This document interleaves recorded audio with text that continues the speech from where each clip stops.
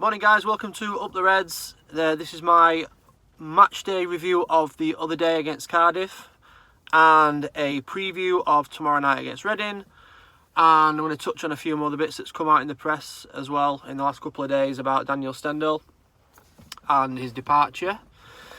First of all, I'm coming to you today from Oakwell. I'll just show you the rainy scene we have here. Absolutely shocking conditions, but I've just come for my tickets for tomorrow night. Me and my 8-year-old coming. As I've said before, I don't get to a lot of games due to I work Saturdays and other commitments on Tuesdays, but it's a Wednesday game, so I can get down tomorrow. So I'll be sat in the Ponty end. First of all, a review of the weekend, which shouldn't take too long, to be fair. You could probably read many match reviews of Saturday's game, for example the West Brom game, or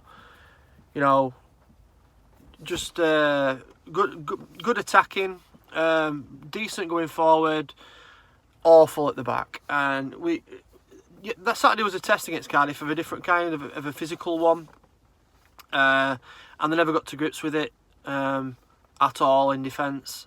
The fullbacks were targeted quite a lot. Cardiff have good wide players and they played to their strengths, and they knew our weaknesses, which was Jordan Williams and unfortunately Ben Williams as well at the weekend. And fair play to them. They got down the sides, they got a lot of set pieces.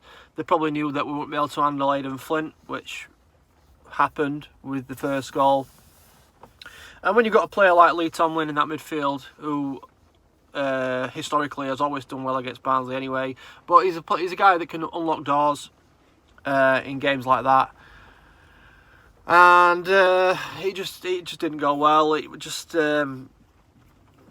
defensively going forward, I thought we were quite good. Talk about the first goal. Barra got the ball in the final third again. Little slot ball through for Chaplin, which was a lovely way to pass, and Chaplin slotted away.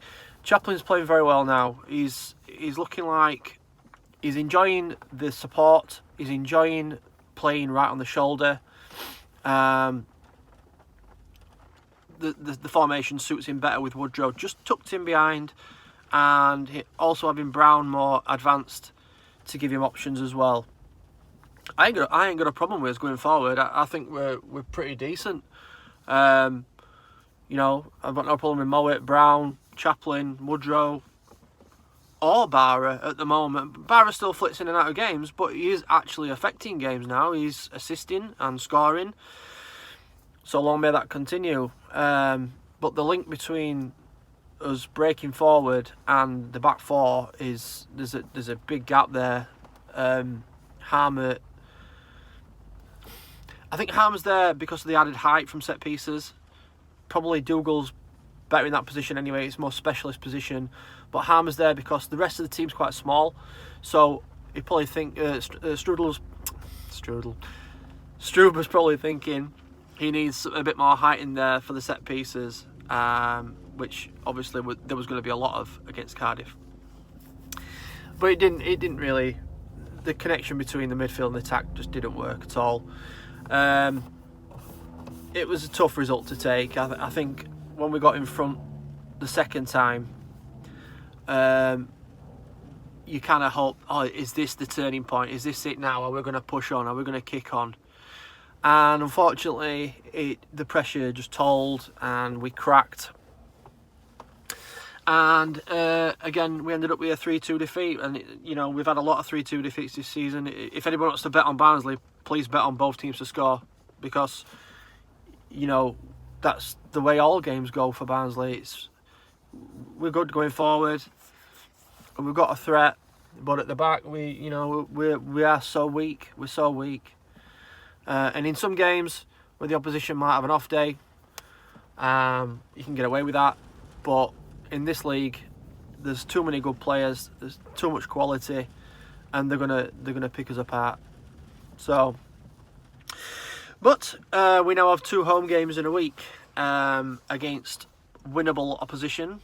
I might regret saying that, but they are winnable opposition. Reading don't travel well. QPR don't travel particularly well. They are stronger home sides, but they've still got the qualities. They've still got a lot of qualities in there. So Reading tomorrow night have, they're struggling. They're in the bottom third of the league. They've got Lucas João though, who is a former Dida, which always concerns me when they come here, that they might come back to South Yorkshire to haunt us, sort of thing. But if we can turn up like we did against Hull, there's no reason why we can't win that game. And I think the team selection will probably be the same. Struber's hinted this week that he wants a smaller squad, which I think means that you're going to see a lot of players shaved out in January. Cavare is probably one of them. Pinillos. You'll probably see a few go out on loan. Styles, for example. And I think they've got to shave. If that's what he's saying, he's got to shave it down, ready for any incoming wages coming in, because that's what the board have said. I don't want to go too fine to the board on the transfer remit, but they're not going to bring a lot of players in without shipping a load out. So, and I think that Struber wants to work with a small group, which means he can get around them better. He can know the players better, and I think that like I say, attacking wise, we're not doing bad. But we certainly need two fullbacks in January and a centre back, because Mads Andersen, he played brilliant against Hull and then he was torn apart. But it's hard to work out if it's the fullbacks certainly replacing. They are not good enough. Ben Williams has a good game and then a bad game, then a good game, then two bad games, then a good game. Jordan Williams has a good game, then he has three bad games. You can't survive in this league, so we need some new fullbacks. And you're never quite sure if the fullbacks are making the centre backs look bad, if that makes sense.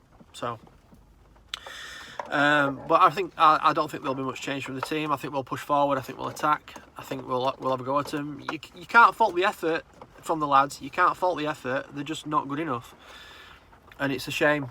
It really is a shame. And I just hope that it's not too late before they reach a level which means we could survive. But that might be the case. That might be the case. So yeah, I think tomorrow's team will be the same. I think Radlinger, the two Williamses, and Bambo and Mads will play again. I think he'll continue with Harm just because of the performance against Hull. I think he'll try and replicate that, and the diamond works to an extent. It's just these errors. It's just the errors again. But you can't train out errors. It's down to the individual, and you just can't train out errors. So I think everything will be the same. So yeah, I'm looking forward to it though. It should be, if weather's like this, it should be a fantastic surface to play football on, because it's going to be wet and greasy. Should be a quick game, and hopefully we can impose our game on them, take it to them, and get the 3 points we desperately need. Not just for that, but for the confidence going into the weekend and the games after that. Christmas is a busy period, and we don't want to be cut adrift in January, as I've said before, due to who's going to actually want to come and play for us in January if we're cut adrift. So very important next 5-6 games, very important indeed. So I'm going to touch on the statements come out yesterday from the board. Obviously Daniel Stendel has now been appointed the Hearts manager. Good luck to Daniel, good luck. Can't argue with his effort and commitment to the Barnsley cause in League One. But it has come out that he was touting himself for a move and the backroom staff before he left. Now, you can say what you want about the board and everything and how they work, but they've never deviated from their remit. I'm not sure the numbers particularly 100% add up as to what's gone and come in and what's gone back out again. But if anybody in a job, if they're not it's hard to understand what's happened behind closed doors. But if anybody's in a job and they're not happy, and they said to their mates, I tell you what, I'm going to get another job and I'll take you with me, that's not a great situation to work in it. And if the board have found that out, then there's probably no wonder that things split. But I've still got a huge lot of respect for Stendel. I think you can't count his passion, and I really do wish him the best of luck in his job at Hearts. I mean, let's face it, he's got a tough ask there, because Rangers and Celtic are so far ahead of anybody else. It's going to be tough to break into any kind of trophy winning side, but good luck to him. He needs a job, and I'm sure we'll all be looking at Hearts' results coming up. But the statement from the board and the statement from Stendel kind of opens up more opinions on what we all think. I mean, when Stendel left, there was a massive divide. I'm pretty sure 99% of us backed Stendel in how it was treated. But it just shows that you're never quite 100% sure what's being said behind closed doors. And the board have took the time until Daniel got another job, which I'm sure was contractually on the table, that nobody could say anything until Daniel got another job or things have been sorted out. But as soon as he had got another job, they come straight out and came out with this statement. But in the day and age we live in, pretty much like the political situation going off in England at the moment, you're never quite sure what's true and what's not. So I'm not passing judgment on anymore. Daniel's gone. Time to move on. We've got to get Struber, and the board need to put up and shut up in January. And if they really do mean business, then we need to see it. And if they don't, if January is a bad window, the fans are going to be even more detached from them anyway, regardless of the Stendel statement. So just take each game as it comes.